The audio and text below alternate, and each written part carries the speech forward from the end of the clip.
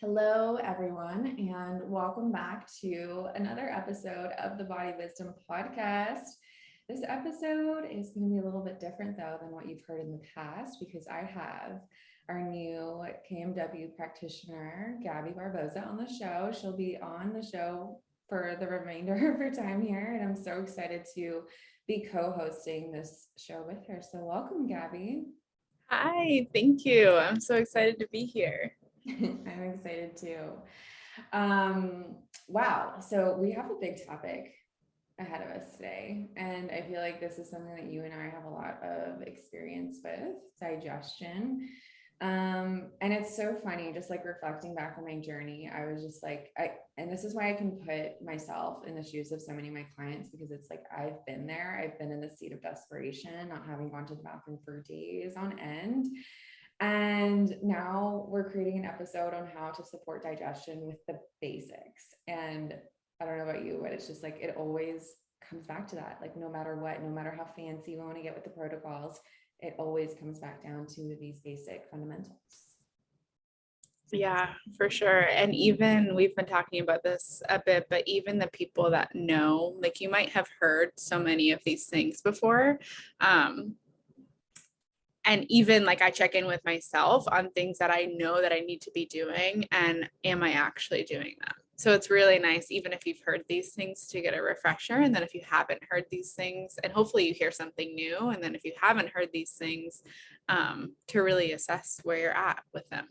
Mm-hmm. Yeah. I think that so often these are the simplest things. I actually just spoke about this earlier. They're so simple and you hear them all the time, like probably ever since you were in grade school. Some of them you have, some of them you haven't. And yet we still like our higher brains, our human minds, like still want to go really, really deep with things. And that's wonderful. Our brains are so brilliant. But I think when we actually just put everything else on the back burner for a moment and come back down to these simple, basic steps, I think when you really give it your all there, you'll be surprised. You'll surprise yourself. And I was actually just speaking with a client yesterday, and she was like, yeah, and that's something I've never done. I've never just like slowed down and just been okay with the simple things. Like it really is this like hyper active brain of ours that's like go go go go go, keep digging, keep digging, keep digging. And I was there too, guys, going down rabbit holes of information, trying to get to the root cause of everything. The root cause, I was like, oh my gosh, it's a parasite or H. pylori or candida, and it's like, well, okay, but why are these here? And it really is a lack of foundation. So yeah, I don't know if you want to share like a little bit about your background with digestive health and how you kind of got to be in the space of nutritional therapy. Yeah, so the first really like memory I will say around digestion is when I was a child. I was on a medication that really slowed down. I needed to be on it. That slowed down my whole body. And so I would have these, and we weren't really relating it at the time, but I would have these debilitating stomach aches and I was very constipated. At the time, we thought it was just normal. Like we were told, if you've always only gone to the bathroom 2 to 3 times a week, then you're fine. Like that's normal as long as that has been your consistent routine. I remember my pediatrician, who was so sweet, but he was one of the first people that told me, you need to make it a routine. So make sure you're going into the bathroom every day, even if you don't have to go. And it's crazy to think about like how I started dealing with constipation at an extremely young age.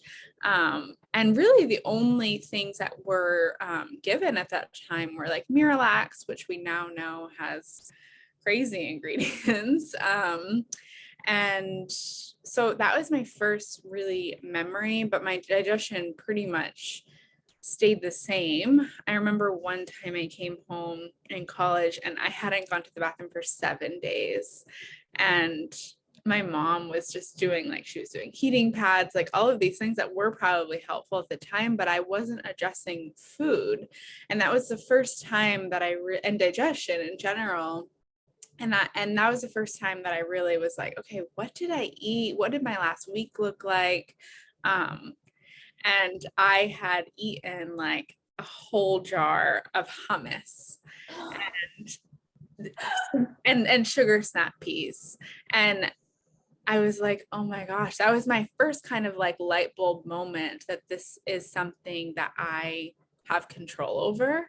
And I'm not saying you can't eat hummus. That's not my point at all, but it needs to be properly prepared. And um, that's when my fascination really started, was for like so many of us from our own situations. And then from there, I noticed my bloating. Like I would send pictures to my friends in the mirror when my bloating was really bad and be like, what should I name him or her? Like my belly was so bloated all the time. I woke up with it like that. And I think that I got into this fear cycle of like, will I ever not feel bloated? Like, this is crazy. I feel bloated from the moment I wake up. And to the moment I go to bed, I wake up with this big old belly that I like can't get rid of. And it wasn't fat, it was bloat. And now I don't deal with bloat. I mean, I deal with it here and there, but through this journey and patience and slowing down, and if I could have slowed down sooner, I likely would have gotten rid of it sooner. But I was chasing, like you said, like I was chasing, like, I need to do a stool test. I need to see what's wrong and why is my microbiome off? Like all of these things, instead of chewing, instead of like realizing that I have so much power before I dive in to those things. Mm. You and I have such a similar story. And I think it's also relieving to know, like, for anyone who's out there and feels like really isolated in their symptoms, like, you're not alone. And I think that's one of the biggest things that I felt, because everyone else around me in my immediate circle was completely fine, or so they thought.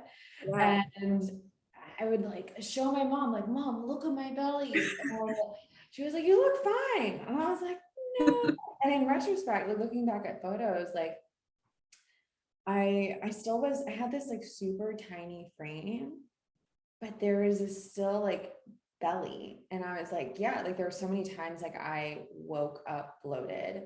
I would cry. I would call out of work. I would say like I need to go to the hospital, and would go to the ER and nothing would come back. And one of the times the doctors, the physician said that I should try a gluten-free and dairy-free diet. And so I was like, that's it? Like, that's all you're gonna tell me? Like, I don't have like any internal blockages or anything going on? Like, Yeah, the blockages. like all of the things that WebMD was telling me, you mean I don't have it, like stomach cancer? Are you sure? I was like expecting this huge catastrophic thing. I almost went to a research hospital. I talk about this all the time because that's the extreme that I was at. I was like, figure me out. And I was giving all of that power away. And you know, that's where I was. I didn't know. I was scared. I was lost. I had no one there to reassure me, like, hey, it's gonna be okay. We just need to focus on these simple things. Um, and so before I went to the research hospital, I was like, all right, I'm going to do my own research, and then began everything. But I, like, as a child, I don't know if you can resonate. I think you can. I think we kind of talked about this, but when I was a toddler, I would go behind couches in my diaper and poop. Like, I would hide pooping. And that kind of began, I don't know why, like, why? That's just so random. Like, as a toddler, like, what does she know? Like, why is she afraid? Um, I'm just like thinking about it. She's so sweet. And I would hide my farts. I would hide like the need that I need to go poop.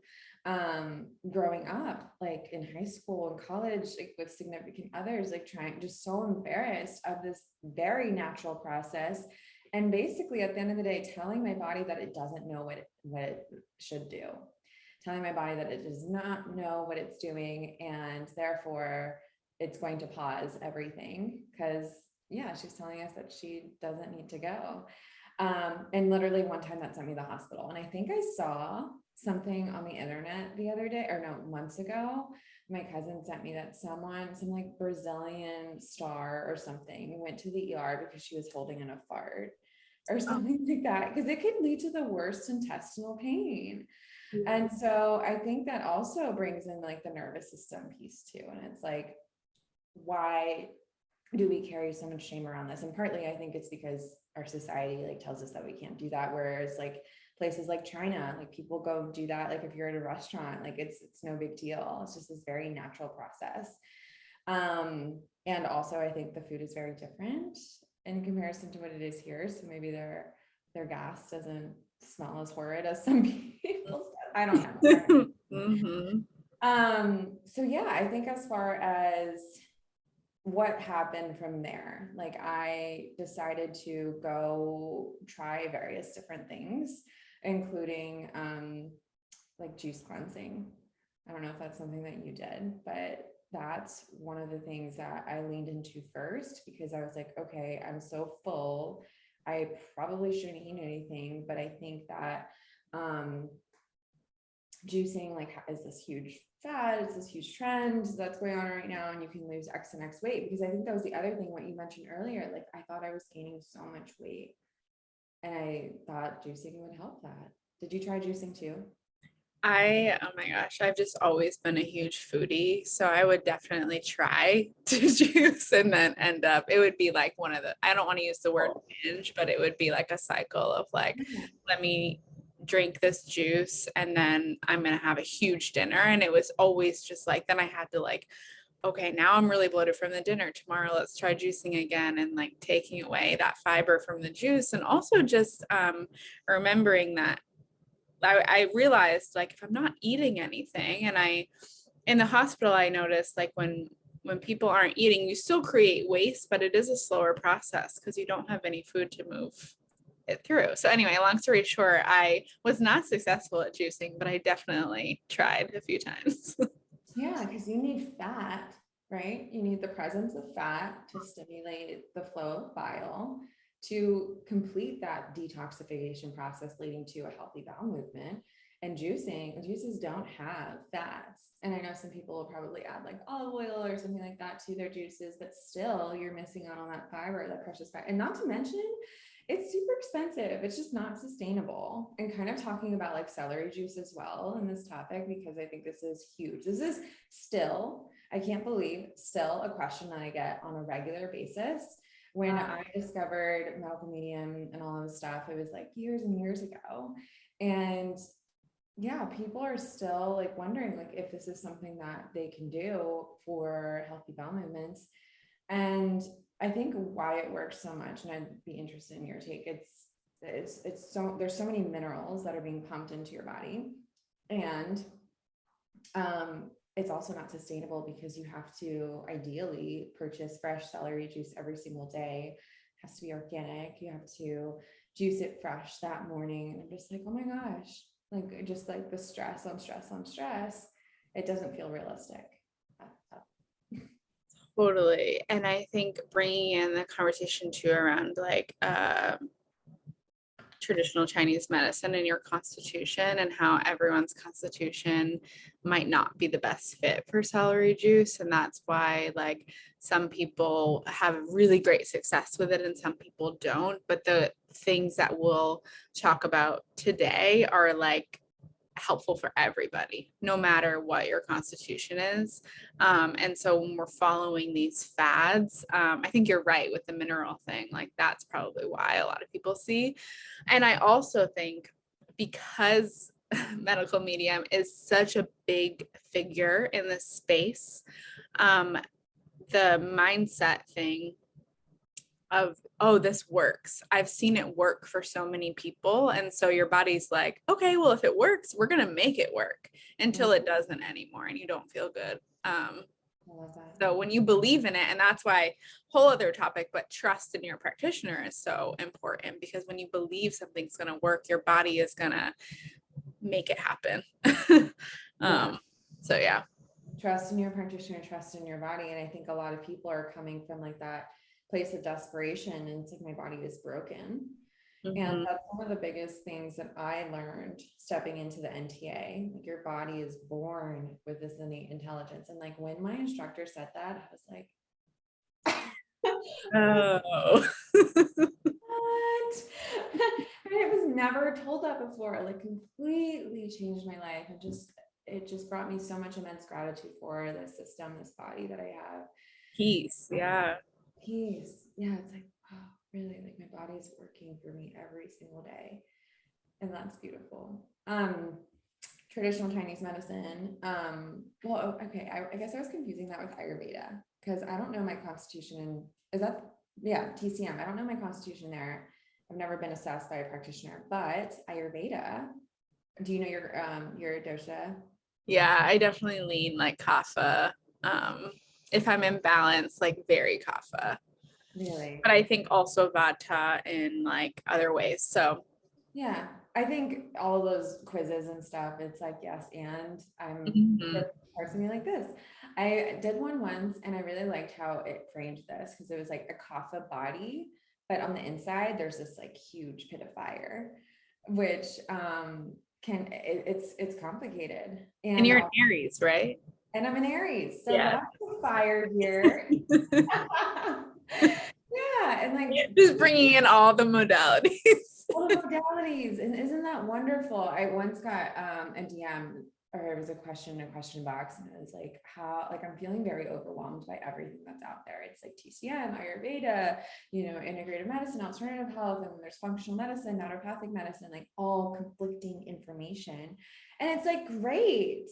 What an opportunity. We have so many different options to explore and get curious with all these different modalities. Like, I'm going to try that. That's honestly, guys, that's what I had to do. I didn't skip any steps. I had to play with different things and kind of just see what works for my body. And obviously, it wasn't these like trendy, bad things that were very short term, not sustainable. But it was taking bits and pieces of these frameworks that I love and kind of integrating them into my own framework for my own system. And yeah, I think it's just we can look at it from one perspective, like, oh my gosh, it's so daunting and so overwhelming. Or we can kind of shift that perspective and say, ooh, I get to play, I get to explore. And obviously, one baby step at a time. And this is where maybe someone like a practitioner would come in so that it makes it less overwhelming. And it's kind of like, here, why don't we like focus on this right now and kind of like just play with things along the way? Because at the end of the day, you are your own best doctor, I guess. And you know your body best at the end of the day.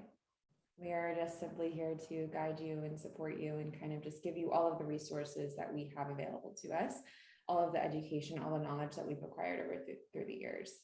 But yeah, so juices, cleansing, etc. And let's talk about fasting. Is this something that you explored too? Oh, 1000%.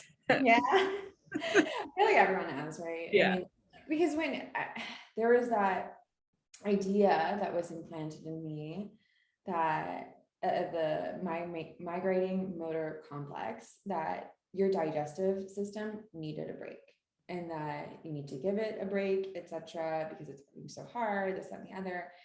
And we can kind of get into like the foods that we're taking in too, in a little bit. But yeah, that like ruined me.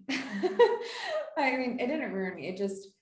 It created so much dysregulation, not only within my own body, but like how it rippled outwards, like how I was super cranky, super depressed, super anxious at the same time because I wasn't eating for extended periods of time. And on top of that, I was doing fasted workouts, like cycling, 5 a.m. cycling.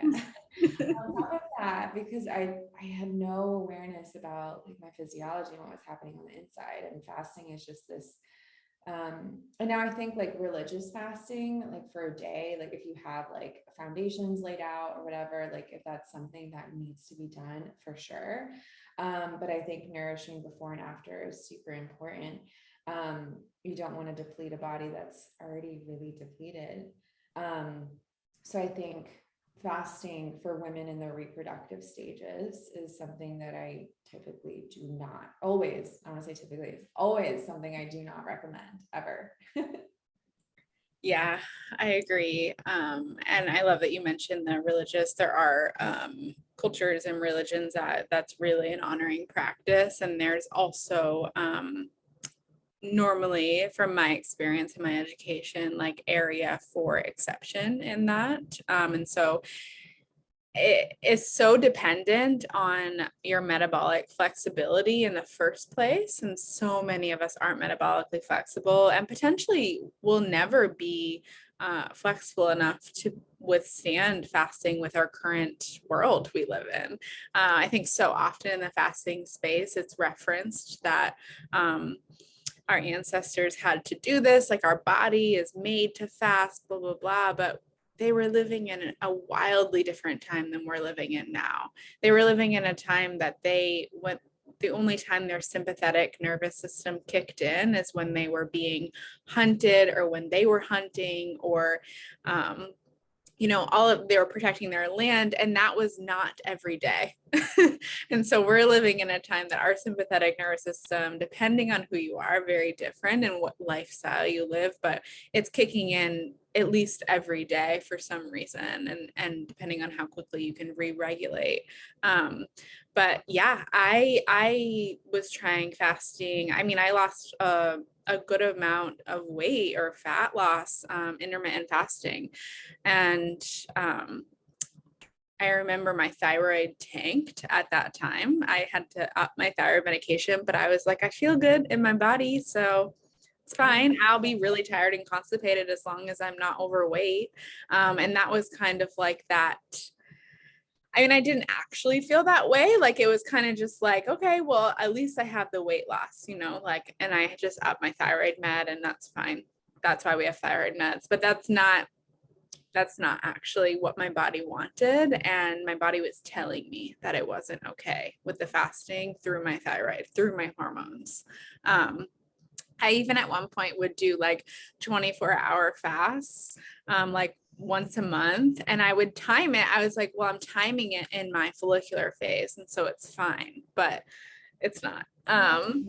Because there's a lot of talk around timing fasting around your menstrual cycle, and for some people that works great, but 24 hours is a really long amount of time. And I remember just so many people will drink coffee and caffeine to reduce their appetite. It's an appetite suppressant, if you didn't know. And so that's a way to get through. But if anytime we're trying to trick our body like that, you want to kind of question, like, my body's telling me I'm hungry and I'm tricking that hunger. Am I working with my body or am I working against it? Yeah, definitely have been there with fasting. Yeah, it's an experience. And I think sometimes you have to go there to really get here. I agree. Like I said, we didn't skip any steps. Oh man. Okay. So those are all the things we did to kind of like help our digestion along.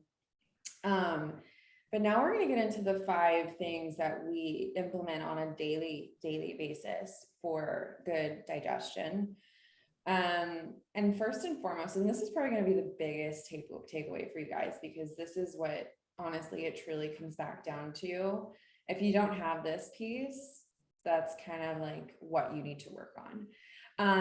And that is the true parasympathetic state. In polyvagal theory, there are 2 branches. So there's high tone dorsal vagal, so high tone dorsal vagal underneath the parasympathetic branch, and then there's low tone dorsal vagal underneath the parasympathetic branch. So there are 2, and we can kind of correlate this to what we see on an HTMA.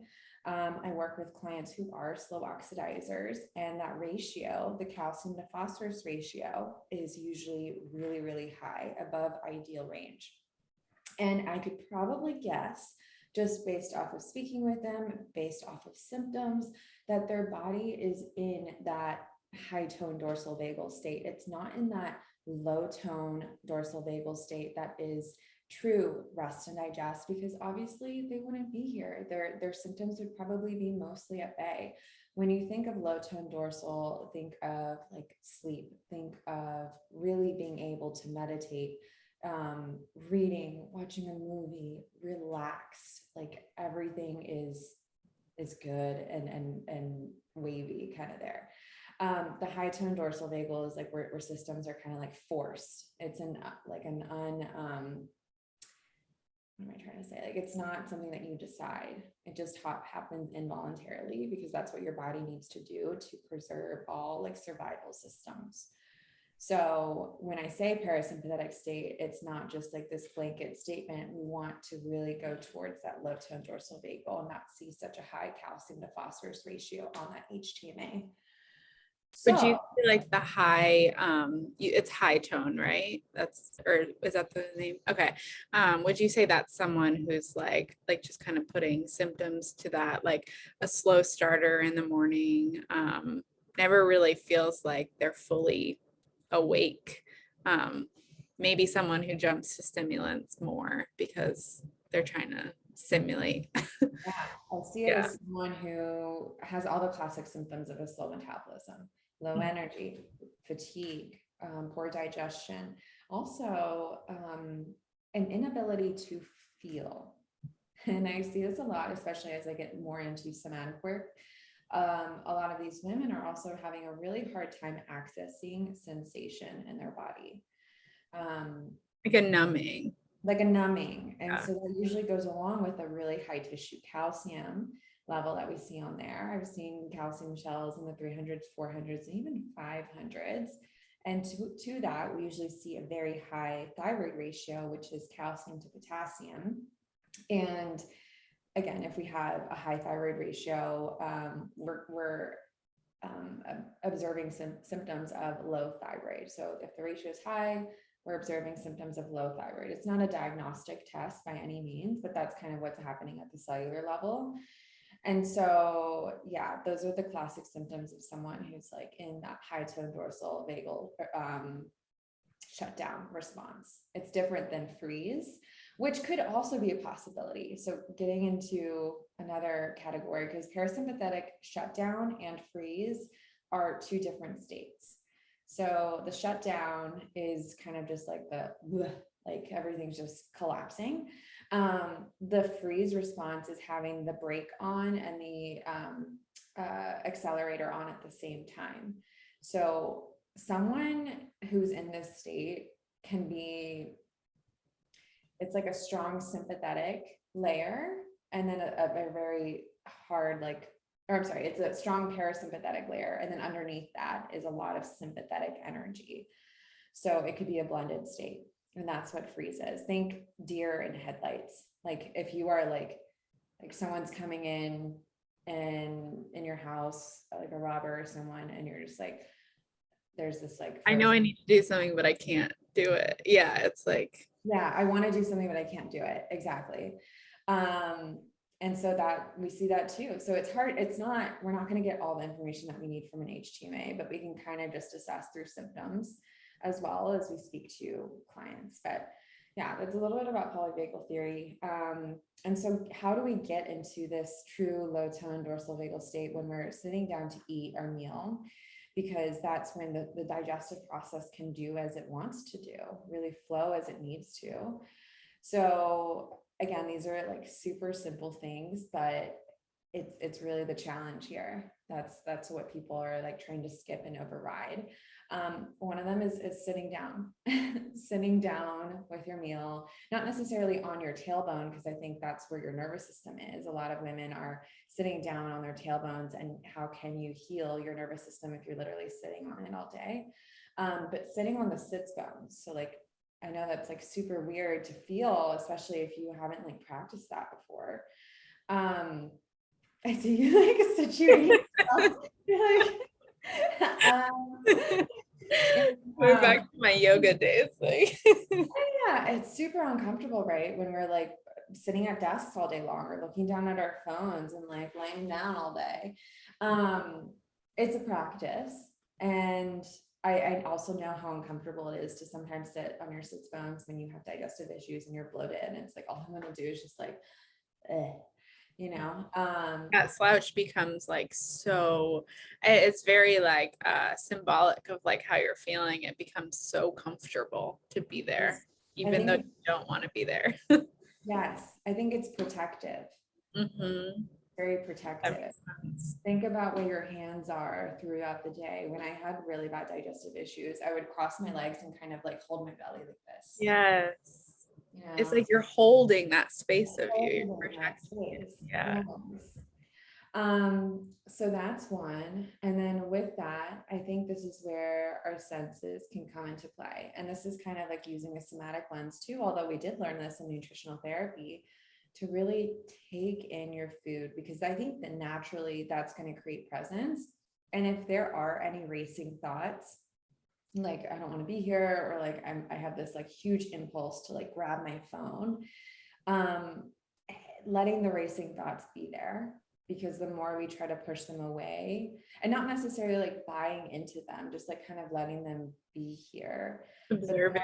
more observing, yeah, witnessing them, and kind of just seeing if we can be okay with them for just a little bit, and not pushing them away, because then it's just going to get louder and louder and louder, just like an emotion would be. Um, so sitting down, taking our senses. I literally love like smelling my food. There's a reason we salivate. There's Yeah. a reason we salivate. That's like the second step that happens. Like your brain kind of signals those salivary enzymes to be released. And then you have the mechanical breakdown of food, which is chewing. And I love what my instructor told me. He was like, your stomach doesn't have teeth. Yes. Yeah, it was a huge light bulb moment for me, because when I was growing up, all I saw was everyone just like plowing through their food. The shovel. Oh yeah, I was such a fast eater. And then I'll let you kind of speak to this one, Gabby, the whole fear response that people have, like especially if they have digestive issues. Looking at food alone may like trigger this like fear response, or activate this fear response. Like, will I actually be able to digest this? Oh my gosh, like this brought me so much pain in the past, or whatever. Oh my gosh, yeah. This one resonates with my story so much around the fear of food, because there is a time that I was eating a handful of foods because I thought that that was the only thing I was able to digest. And so, for example, it was like chicken sausage, like very wilted vegetables, and a few others. That's really what sweet potato maybe. But I remember going to a restaurant with my family, and it's this restaurant in Portland, Maine, that is known for their menu is like insane. Like it has so many different foods. And I was like, I actually just want plain chicken with no seasonings, because I was afraid of the seasonings. I want plain chicken and then just some cooked spinach on the side. And the waitress was so taken aback. She was like, are you sure? Is there anything else you want to add? And I was so fearful of food at that time that I thought, no matter what I eat right now, I'm not going to feel good. And so my brother, so sweet, he got the same thing. And that I died. I was like, please don't get the same thing. And in that moment, it was kind of like a light bulb. I was like, wow, I am so afraid of my food right now. And I don't think I would have had the light bulb moment if my brother hadn't ordered the same thing. Cause I'm looking at this, like, he's a very large, like was a wrestler like guy, and he's about to eat at the coolest restaurant, grilled chicken and wilted spinach for lunch. And I had a light bulb moment, and I was like, wow, this is what I need to work on, is my fear around everything I'm eating, because I'm not okay with my brother eating the same thing that I'm eating. And I remember having dark circles under my eyes. I was so nutrient deficient because I wasn't eating anything. And so the fear, if you are looking at your plate and you were like, oh, I wonder if this is going to make me more bloated, or I wonder if this is going to constipate me more. I wonder if I'm going to have a loose bowel movement right after and have to run to the bathroom. I wonder what's going to happen after I eat this. Your body gets into that sympathetic state. And so it's like, whoa, okay, we need to protect you. We need to do something. And so all of your digestive juices, all of your saliva is going to dry up. Everything that your body knows how to do isn't going to be in that parasympathetic state because you're fearful of your food. Anytime you're in fear, the sympathetic system runs the show. So yeah, that the fear, I think, is a big one that we probably both see with our clients who are coming from this restrictive state. And I want to also make sure, especially like with us knowing how this feels, like it's not your fault that if you are in this place, and it's valid and your body is doing everything it can to protect you. And we can also bring in the other side of it around, like, maybe there are foods that your body is more retains a little bit better, or digests a little bit better. And there might be a time where we kind of crowd out foods that are harder to digest, but it's not from a fear standpoint. It's just knowing how our body naturally works, if that makes sense. Yeah. Yeah. I'm just so like, I just want to like pause for a moment because I felt really touched, like in my heart space. Like I noticed this immediate sensation. I almost felt like this emotional like impulse to want to cry. Like when you said that your brother is so sweet, like, oh my gosh, I can't imagine like just what you felt in that moment. And I'm glad that happened too, because that was like a huge light bulb moment for you. And like I mentioned earlier, it's not about telling, like if you're actively working on this process, it's not actively telling like this fear to go away. It's kind of like getting curious about it. What is this here to teach me? What is this here to protect me from? And I love what you said about like, it's doing everything that it can to protect you. Like that's all your body's trying to do. Like, is it safe? So we really need to come back down to this felt sense of safety within.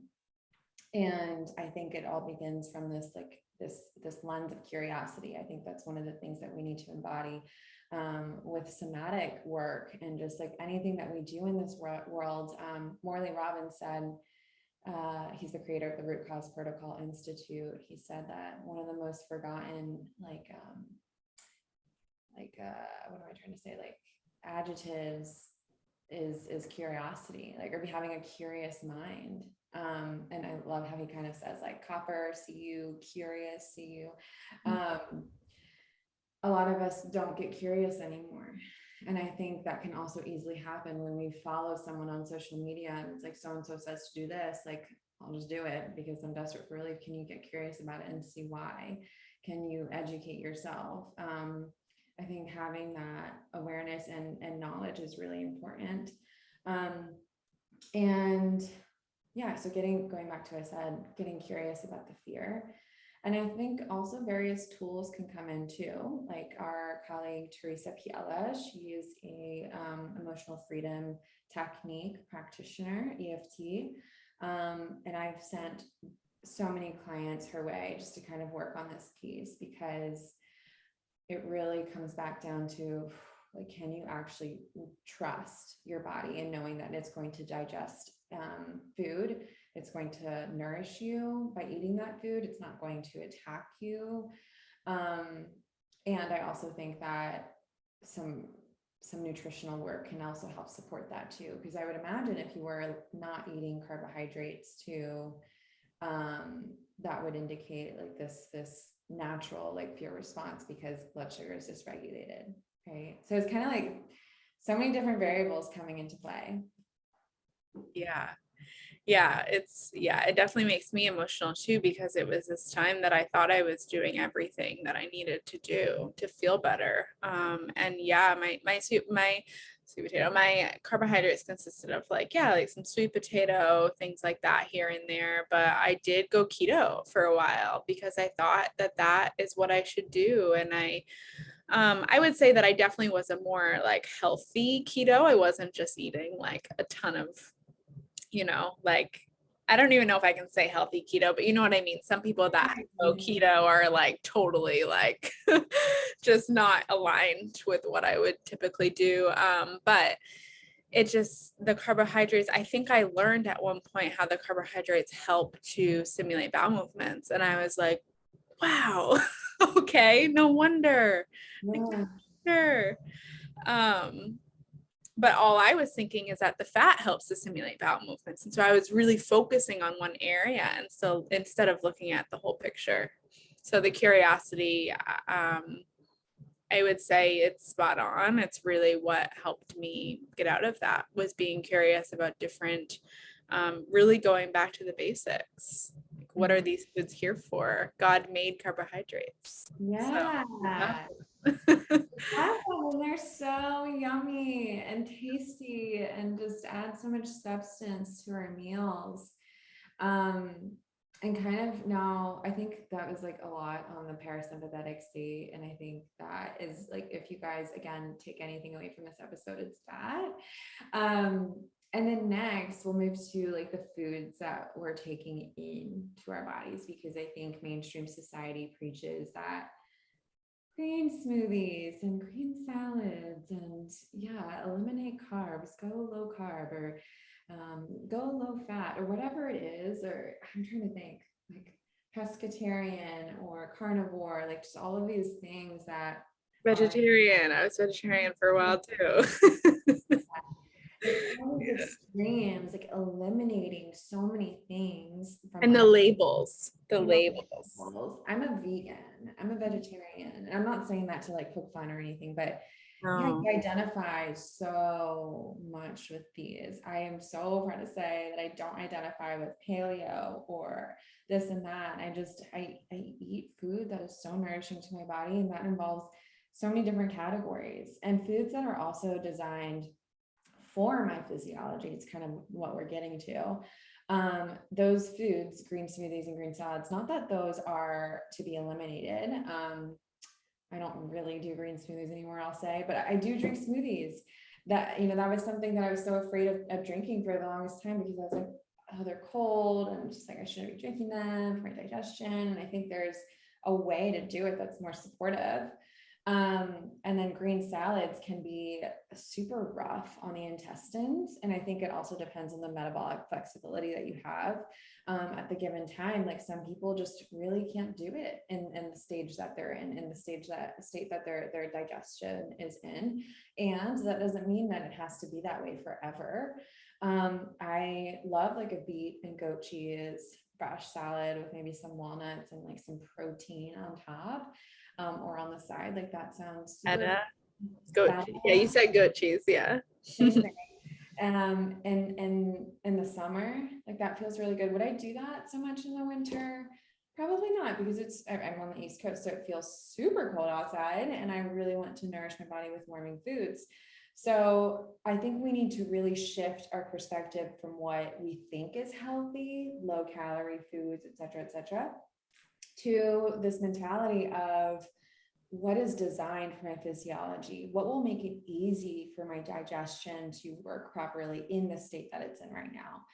And I'm finding it through my practice, through my work, through my own experience, that that really comes back down to foods that are ancestral in nature, that are primal, that the traditional foods that my grandmother used to make, and foods that are properly prepared using soaking and sprouting methods, using lots of bone broths and gelatins, and foods that are really not only tasty, but like serve a purpose, are super supportive to my gut lining, and are not kind of working against it so that my body has to work so hard to digest it, which is the case with lots of like raw foods. The So hummus. The honest. store-bought hummus that put me in the fetal position. Yeah, sometimes every now and again when I go to Cava, it's like this. I don't know if you have Cava up there. Do you have Cava? Oh my gosh, it's like this Mediterranean to go like spot. It's so good for anyone who knows. It's like one of my go-tos because they use olive oil in their cooking. If I ever need something in a pinch, but I like add like a tablespoon of hummus, and I think that is okay too. A whole jar. Yeah. And that's the thing. It's like, okay, you're having hummus isn't inherently a bad food, and I never really use the words bad and good food in general, but like a jar isn't supportive. So yeah. Same with nuts and seeds, because Yeah. I think that these are, and when you step into the paleo world, that's like really pushed and abdicated, especially if you want baked goods. You have to use a bunch of almond flour. And I was eating almond flour pancakes, almond flour brownies for dessert. I was coating my chicken tenders in almond flour. I was a whole nut case. with with the nuts. And it was way too much. And you know what I was also doing, I talk about this all the time too, I was eliminating dairy from my life because I thought dairy was the culprit. And truly, I think that obviously I was reacting to it, but when I implemented raw grass-fed pasture-raised cheese, it was a different story. And I found myself not binging on nuts so much because I remembered standing by my cabinet and taking spoonfuls of nut butters to the Oh face. my gosh. And then the feeling that you feel afterward is just It's awful. awful. I mean, just super constipated, like even more. I'm like, why am I gaining weight? Why am I so bloated? Like I'm eliminating all of the trigger foods, and no one really explained to me like, hello, like balance or moderation with everything. So yeah, that was not a fun place to be in, but hopefully that kind of gives you insights on the foods that we find to be most supportive. Yeah, and anytime, really quick, anytime that you feel this insatiable desire for a food, like going back to the nut butters, and it doesn't mean you can't have a little bit here and there, but if you feel like you cannot get enough, like that's a time to get curious around, like, why is my body consuming, like it's very calorie dense, but I'm not feeling satisfied. Like, why is that? Same thing around like processed foods in general, like it's made to not help you feel satiated, like that's the point of a lot of them. And so it doesn't mean you can't, like I love Boulder Canyon chips, like and the just the plain ones, but if I'm eating the whole bag, then in one sitting, get curious about that. Yeah. Curious. That should be the title of this episode. Get Yeah, curious. just be curious, that's it. Get curious. And I also think you could come in it from like an emotional standpoint. Oh, Yes, can't what, break that. why are you not satiated? What's going on here? What are you What, feeling? What are you numbing? Yeah. what are you numbing? Yeah. And when I was doing all of that, I was in a relationship that had reached its tipping point, and I wanted to stay there, and so did my partner. And we were both fighting for something that was not serving anymore. Mm. And I was numbing that. I was like, I knew inside that something had to shift, but I didn't want to believe it. And I was also not being satiated by the relationship at the same time. And so I think I really leaned into food, kind of same here. Like I'm such a foodie.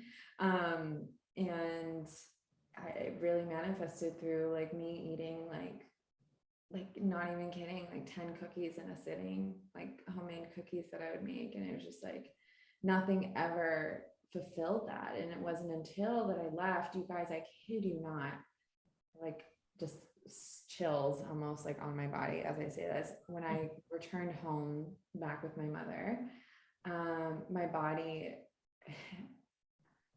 it just, a weight was lifted.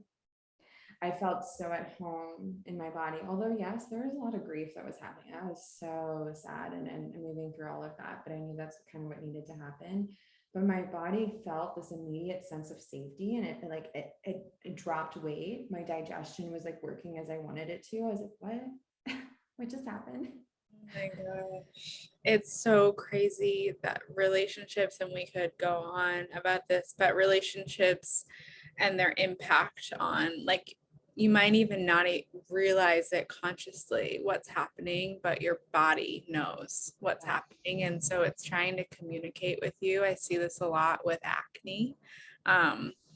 When we can't get to the root of acne and we start talking about relationships, and that is a trigger for if you're in a tough relationship, and it doesn't even need to be like I don't want abusive or anything like that. If you're in a really tough relationship, but you're holding on, your body is going to communicate in any way it can. And part of that is through expressing. The skin is one of the easiest ways to express. And so, yeah, I resonate so deeply on the relationship piece. I love that. I think we should do another episode on relationships. Yeah, I think we could go deep.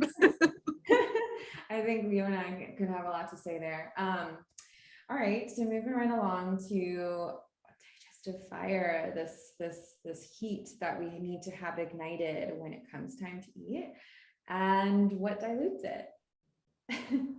Water. Water. Like, We get served ice water in this country before every restaurant meal. yeah. Mm. I don't know about you, but I never drink water when I leave the house. And that's just me being my high maintenance self, even though I don't think it's high maintenance. I'm just making fun of myself because I will not touch the water. And it's so funny. Yeah. But it's just like, and my boyfriend's like, I don't know if you've like trained yourself to not do that, because like I just can't, like I just need to have like water with my meal to like help it go down. That's like his thing. And I think I did kind of train myself, because once you're aware of like the ramifications of what could happen there, and like obviously as someone who's experienced digestive issues, you're like, okay, I'm not doing that anymore. Yeah, you kind of just train yourself to, I mean, I think sips of water are okay, like if you're taking a supplement like beforehand, whatever, I think that's okay. But it's just something that isn't good anymore. I think also we're drinking plenty of water before I was gonna say that. right Mhm. after, so we're not like dehydrated, trying to drink water with our meals. Yeah, it's so funny you're mentioning this. I just went and got tacos like with my friend the other day, and she finished her water and asked and had more, and I didn't even like, I think I had one sip, and she was like, "Whoa, aren't you thirsty?" And I was like, "No, I actually like, I don't naturally want water really when I eat anymore, and that's not how it's always been, but I'm hydrating, and not just with water, but I'm hydrating so well outside of my meals that I actually don't desire it during my meals." So yeah, it's, and when you're throwing that water, it's like, think of an actual fire. When you're throwing the water on the fire, you're putting it out, and our bodies are warm. The acid is warm. It wants to be warm. And so if we're throwing cold water, or water in general on it, then we're putting that out. Yeah. And I think other ways to ignite the fire within us, I think that we can kind of bring in Ayurveda and apple cider vinegar. Like I think I saw your story the other day on just sipping apple cider vinegar like 10 minutes before with water, like diluted. I think the dilution is really important to kind of help just increase that digestive fire. And then ginger tea is also something that I had some ginger tea this morning before breakfast, like way before breakfast. And I think those are two awesome ways to kind of ignite that too. Yeah, I would say generally, like, rule of thumb, especially if you're getting into this, like limiting water to like 2 to 3 ounces. And then you can kind of limit even more depending on how that feels. But it doesn't mean you can't, like you said, have some sips of water. Yeah. Yeah, we're not rigid or hardcore Yeah. over here anymore. At least I used to be super Oh my extreme. gosh. Yeah. All right, and these last two pieces, guys, these last two basics that we think are super important, probably things that you may be aware of, may not be aware of. They don't really tie into like in the moment kind of things when you're digesting your food, but they do make a difference. And that is one, your sleep and morning routine. When you are not getting true rest and recovery in the middle of the night, how is everything supposed to happen as it wants to when you're sleeping? For example, like, are the troops being called in to repair that gut lining and kind of like solidify it, strengthen it while you're sleeping, therefore strengthening your immune system? That's, if that's not happening, like you could probably guess that digestive issues are probably going to come about. So one of the biggest health hacks is going to be optimizing your sleep routine. And again, not an easy feat, challenging, simple, not easy. And then I think that kind of leads to a really healthy morning routine. If you're going to bed earlier, if you're getting true rest and recovery, then your morning routine is probably more likely to be more enhanced. Yeah, the sleep, and then at night is the time where your lymphatic system is the most active. So the lymphatic system in your brain, and if we don't give it that time, then that's when the next day, the brain fog, you almost feel like when you don't get it, I don't know if you feel this way, but a little sick, like nauseous, just like can't. And then And then if you feel that way when you wake up and then you go into this really intense workout, it's just like overdrive. And I think the big around like sleeping, there's a lot of emotional ties to going to bed and sleeping, and so many people, and I'm guilty of it too. Like I'll be the first person to say that I do not practice what I preach 100% of the time every day, but scrolling before bed is I think a very large emotional response. Like, what am I avoiding? Every time I'm scrolling for a while, I'm like, what am I avoiding? What am I avoiding? What am I avoiding? And then I like make myself so crazy with that question that I stop and I try to figure out what I'm avoiding.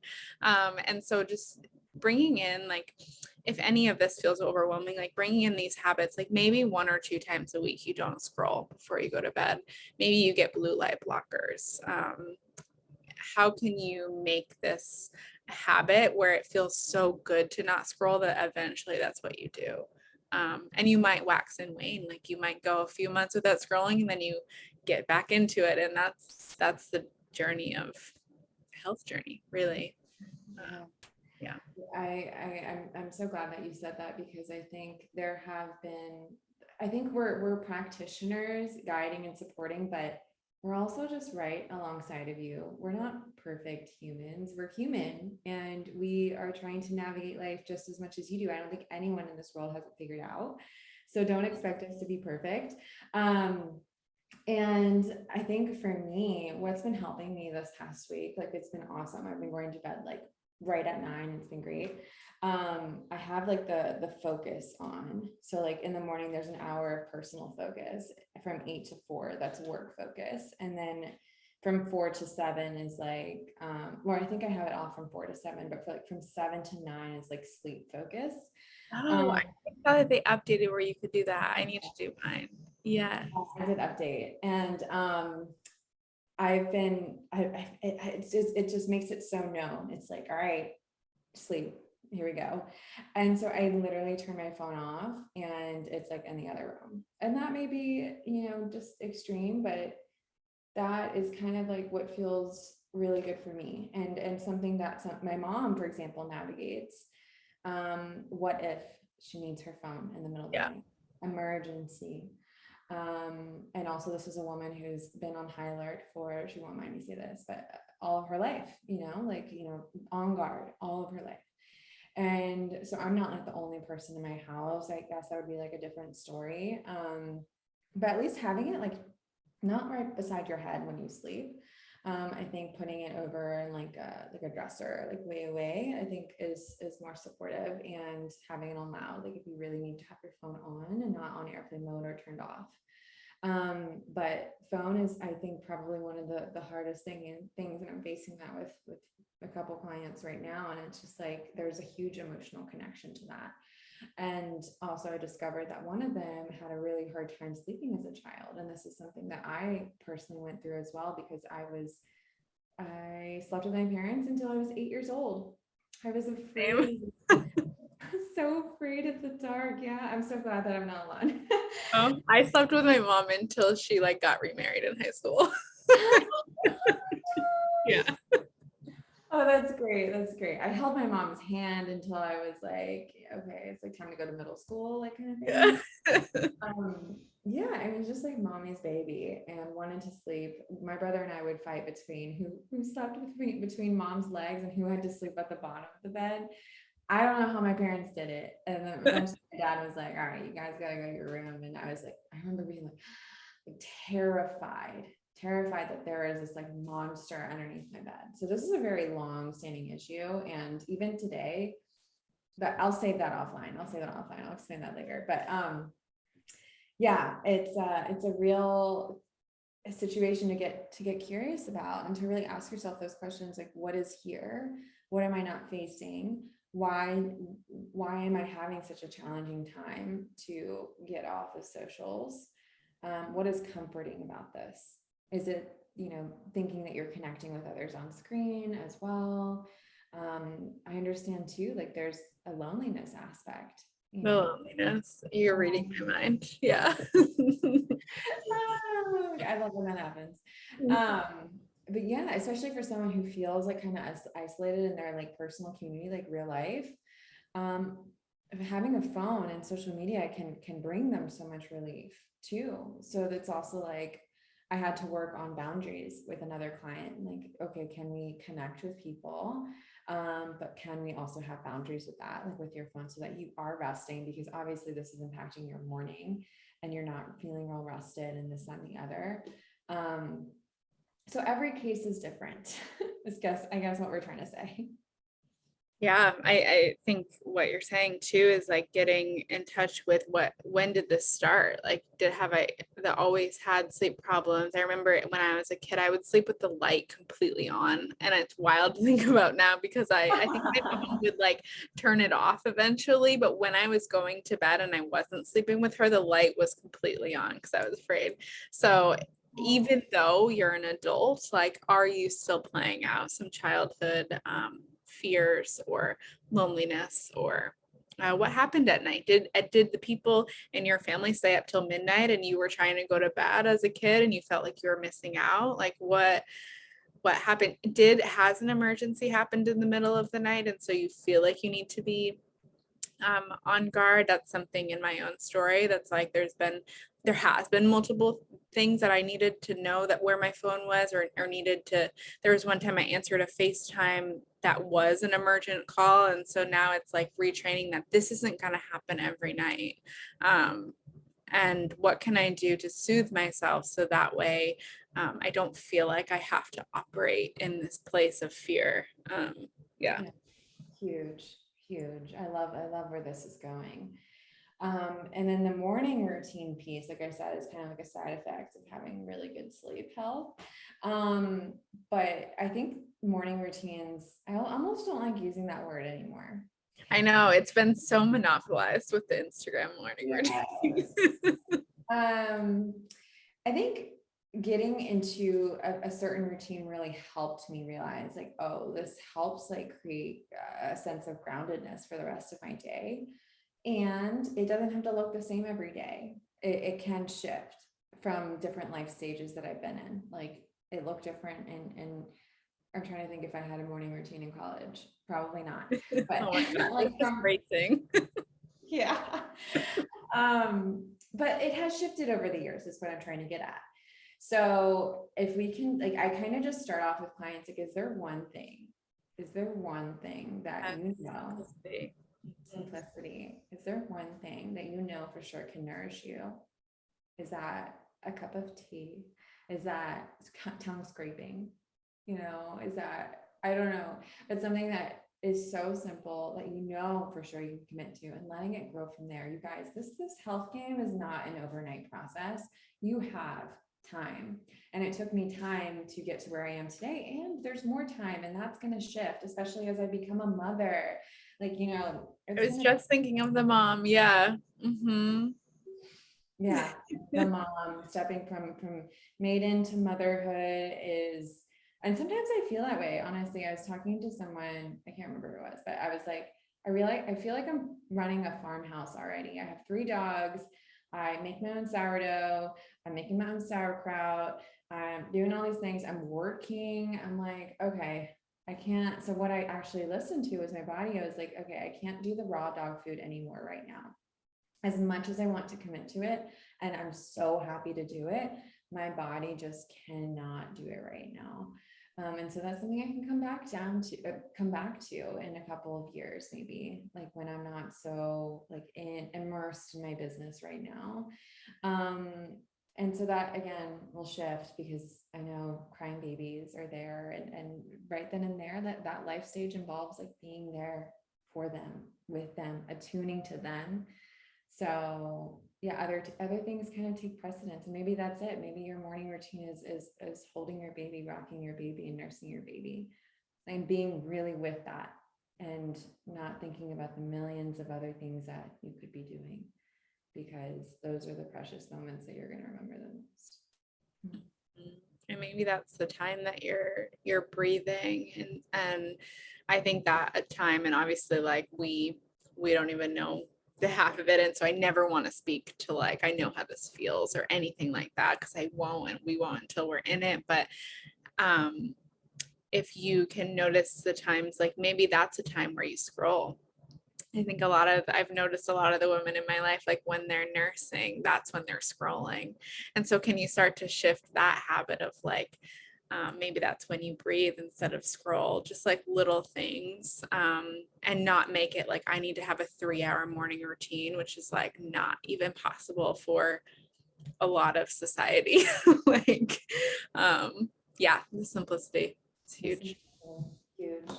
And And that goes into digestion, just to tie it in, because if we're not, if we are in a state where every day we're running out the door, we're grabbing a granola bar and our coffee and we're running out the door, and you're struggling with your digestion or pooping or anything like that, your body, and if you notice that you're someone that will only poop when you get to work, that's likely because your body finally felt a little safe to release. So if you can give yourself a little bit more time, or just move more slowly in the morning, wake up just 2 to 3 minutes, 5 minutes early to start, your body can hopefully have a bowel movement before you even leave. And then how good does that feel? You're like going into your day with a bowel movement. That's like my favorite way to start the day. You feel so much better. Yeah. Yes.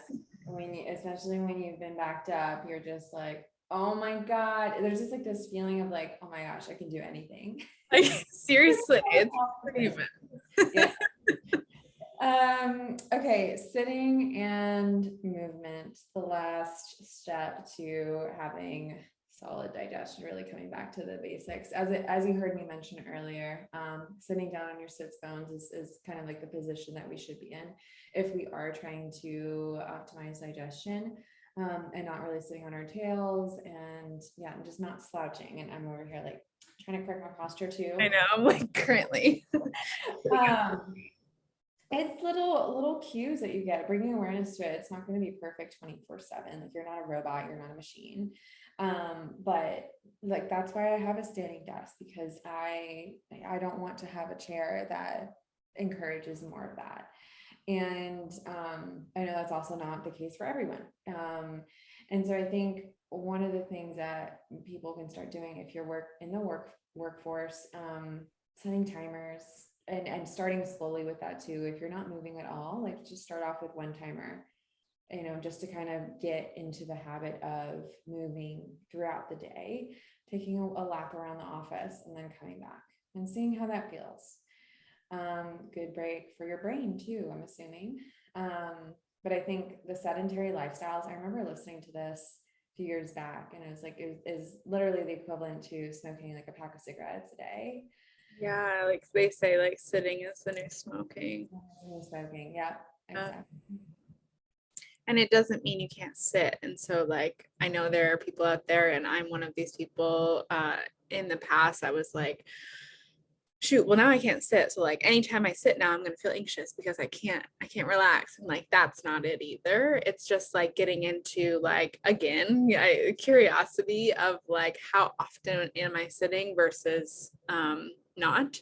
And if you have like a lazy Sunday, you find that you're sitting more than usual, like no shame around that. It's just getting into like how often am I sitting and how does my body feel in these moments. So many companies now too will fund more ergonomic friendly workspaces. So get interested in if that is a benefit at your company. If you do have a desk job, like will they give you a ball chair to sit on instead? Will they give you a standing desk because that's how you'll be most productive? I mean, unfortunately, that's like the goal, is how can I make my employer feel the best? And if that's one way, maybe that's something you can request. So if you feel like things aren't doable for you, kind of see like if there is a way. So yeah. And getting curious about why there's such a huge desire to, if it's becoming like an extreme situation, like I just really don't want to get up and I can't get up, like I physically feel like I can't move, or I just don't have the energy to. Getting curious about that. What's going on with your adrenal glands? What's going on with your thyroid? And getting support there. And I think the whole movement piece, I feel like we could probably say that for a whole other episode, because Yeah. there's so much that I want to speak to when it comes to movement, and give you guys plenty of resources to go with that too. So to recap, the 5 steps towards better digestion are getting into a true parasympathetic state, being aware of the food that you're taking in, your digestive fire, your sleep and morning routine, and how often you're sitting and moving. And that is that. Okay. I hope that was helpful, you guys. If you resonated with the parasympathetic state in low tone dorsal and high tone dorsal vagal, and you found yourself kind of getting on the edge of your seat about that, turning up the volume, that is everything and more that we'll be covering at the retreat this summer. If you haven't heard about the Nourished Woman Retreat, it is a week long in Tulum, Mexico, and myself and other women will be at this beautiful space. I'll link the sales page in the show notes, because you guys, if you haven't looked at the video yet of the space, you need to. It is beautiful. It's gorgeous. And we have so many carefully curated activities planned for you all for your nervous system, just to regulate your nervous system a little bit more, and also join in community. I think this is something over the past 2 years that a lot of us haven't really had an abundance of, and nothing sounds better than a week in paradise with sisters, women who are on a similar path, and really joining together and creating magic. So I will link that in the show notes. And as always, shoot us any messages if you guys have any, and we'll see you in the next episode. Yay. I wanted to say one thing on the retreat. I think of it as like a kickoff to a place that you can always go back to once you get back into your daily life of safety. So you can go back to how you felt during the retreat, and it can ripple, and not just in that week, but it can ripple the effects into your life for years. So Yeah. Beautiful. Thank you so much, Gabby. Until next time, guys. you.